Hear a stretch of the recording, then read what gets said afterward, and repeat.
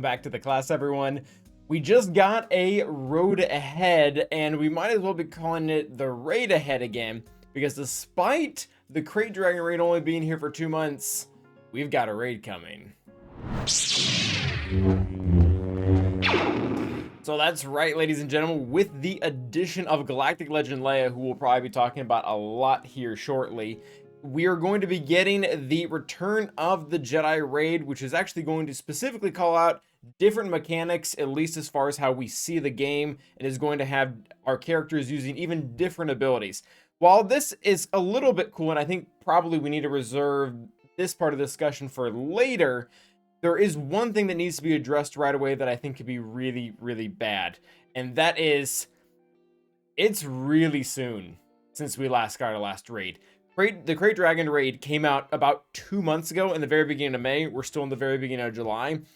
I don't know if I like the sustainability of having a new raid announced every couple months before the next one's going to come out. In their defense, they did say that it will be coming towards the end of the year, or towards the fall end of the year. So, I mean, it could take even as long as up to 5 months. But the fall is not that far away. This could be here in about 2 to 3 months as well, meaning that we're essentially on a 6 to 9 month raid cycle. And one of the reasons why that scares me is because back on our page over here, one of the things, and this may be nothing, so let's not freak out quite yet, Calvin, but one of the things that is possibly going to be really bad is when they were first talking about the crate raid, they said that the new track was going to have a new currency, the special raid currency, can only be earned from the featured raid, the latest raid released. It's kind of a tongue twister. Why does this scare me? Because when they came out with the new Crate Dragon raid, they had a specific currency that is exclusive to it right now, and that is the MK3 raid tokens. If you go out into the other raids like Heroic Sith raid or the tank raid, you will see that those are absent, or at least the MK3 is absent from them.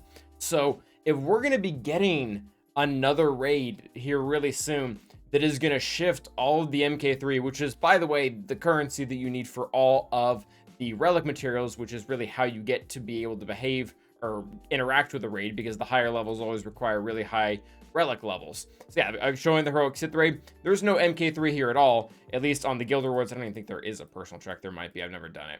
But that being said, what scares me is if we have a new raid coming out in, let's say, 3 to 4 months, and all of the MK3 is only going to go into that one per that last wording, then we're in trouble, because any investment that you've made into Jabba or into Maul or into Tuskens or into Jawas, and I realize they have worth in other places in the game, but all the investment you put onto them specifically to be able to get better personal rewards or guild reward raids, that's just gone.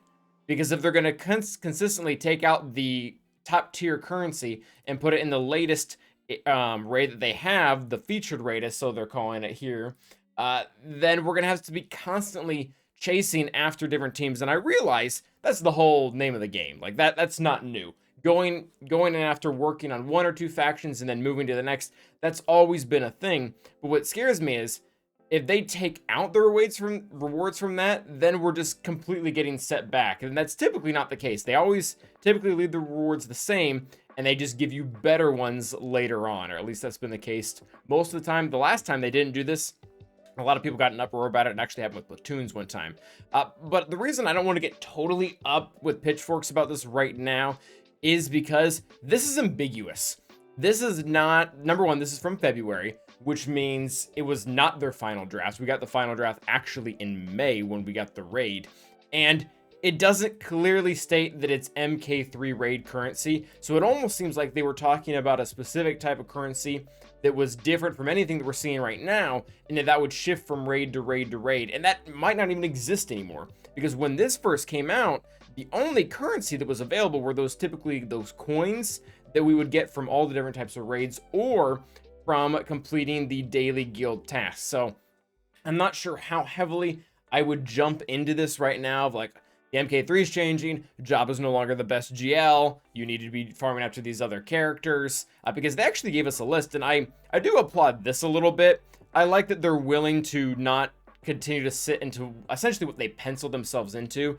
What do I mean by that? Instead of just being like, we want rebels and Ewoks and Imperial troopers. They actually list each one of them out so that it's very clear which ones are allowed. And this is huge. Like, this is a big deal. Imagine doing that exact speeder bike race, which is what most of the raid is, by the way, and not being able to use Jedi Knight Luke. I think a lot of people actually had that issue with not being able to use Sign of Django Boba Fett in the Crate Dragon raid, albeit it wasn't actually in there in Mando Season 2, but his armor was. But at any rate, I applaud them for being able to do that and not just penciling it into faction A, B, or C, but actually letting us use characters that are relevant to that time that escape that, Jedi Knight Luke being the main example. So that's cool. And overall, I'm a little bit... I have not decided my opinion on this yet, because what it looks like they're doing with the raid as a whole is that they're going to be reworking the wheel, which for a lot of people might be really good. I know that a lot of people were dissatisfied with the Crate Dragon raid in the sense that it was boring and having to do it every 3 days when it was the same exact thing and very similar to other things that we were doing in the rest of the game. It wasn't really getting us anywhere, whereas this is not only going to have a different appeal mechanically, but also visually, because they're using the motion tech we pioneered for the dash render level event in the Star Killer. I don't know if you remember that. That was him running across those trains that were constantly moving. They're going to have a new way for us to view and play the game. Your squad will be racing through the forest of Endor, dodging trees, avoiding rocks, and skipping over ground at breakneck speeds in pursuit of the Imperial Scout Troopers. This will be asked to bring 3 characters from the list below. So we're seeing more 3v3. I don't know if that's a good thing or a bad thing. I guess it starts to take people's excuse away. The game wasn't built for 3v3 when I guess it kind of is now, because this is the 3rd thing we've seen 3v3 in. We've done Galactic Challenges, JC, now this. Anyways, these characters will have their abilities change for the raid, and that's where I really feel like they're reworking the wheel with this. It's not just a visual change or doing 3v3 that we've seen before, but a lot of them are going to lose abilities. And they'll all be zooming along on their speeder bikes as seen in the movie. There are 8 new abilities, a unique basic shared by all characters, and 7 special abilities that characters will get 1 or 2 based on their current abilities in their kit. So that just seems like a lot to figure out for the player base, and it might make it exciting. It might make it a really cool puzzle. But at the same time, I don't know. There's always that there's that delicate balance between we need something new and exciting enough that feels like we're using our characters and what we've invested in was worth it, but at the same time not constantly doing different things where we're always feeling overwhelmed and like we're never going to catch up with, not even with just farming things, but with overall mechanics. So definitely interesting to say the least. For example, Jedi Knight Luke gets his repulse ability replaced by Divert Attention. Using the start of the raid will apply stacks of Distract on the enemy scout trooper. When the scout reaches a certain threshold, I'm guessing they crash. Yeah, the trooper will look back and be oblivious to his path, and they will inevitably crash into them, defeating. That's super movie accurate. So that's probably why they wanted to share it, because it sounds really cool. Then it's also going to matter about debuffs and stuff like that. I don't like that. I don't like modding my characters different for different things. I don't know. It's just, again, it ends up becoming a huge time sink. I guess it kind of promotes creativity and stuff like that, but it ultimately, like I said, I would want to do the raid 15 minutes every couple days. That's fine. I don't want to have to spend another 15 to 20 minutes also remodding all of my teams, trying to figure out what's the best 3-person squad for it. So yeah, little bit mixed on that. I don't know how I feel about the overall thing, but this needs to be addressed. Hopefully CG can not come clean, but just give us some clarification on what this actually means, because I could see it going either way. I could see like this was actually referring to an older system that we never even saw, that never even hit daylight. And I could also see them be like, no, we actually do want you to know, push forward on the new raid, and the MK3 will no longer be available in the Jabba event, because I didn't show it, but when we look at the difference between the Crate raid and the Heroic Sith raid, not including MK3, it's like nothing. Like the final box here is 8,250 for MK1, and that's consistent throughout most of the boxes, by the way, it just doesn't increase. But 8,250. If you go to like Heroic Sith raid right here, the one right below it, their highest tier for rewards is like actually higher. It's actually higher.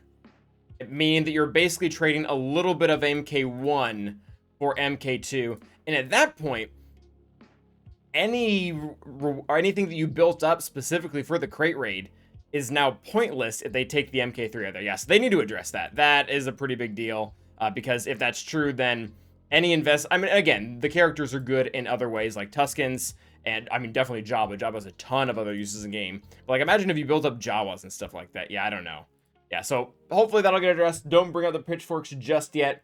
But at any rate, let me know what you guys think about the new raid. If you're excited for it, what you think about the complexities of it, if it'll be good or bad for the game. Until next time, stay awesome.